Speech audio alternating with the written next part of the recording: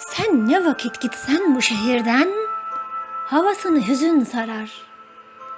Geriye yokluğunu hisseden caddeleri kalır.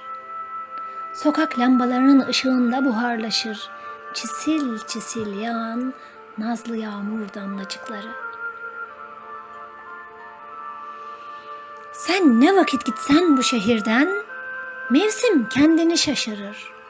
Açmaz goncalar, filiz vermez ortancalar, rengi tutmaz, yeşilin benzi solar.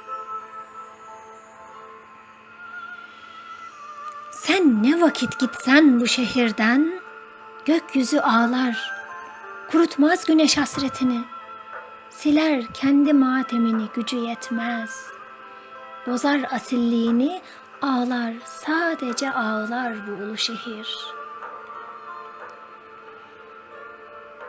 Sen ne vakit gitsen bu şehirden, teslim olur gökyüzüne efkarım. Ey hasretim, ey yokluğuna bir çarem, sensiz ben bu şehri neyleyim? Sen ne vakit gitsen bu şehirden, bil ki ben kimsesizim, ben kimsesizim.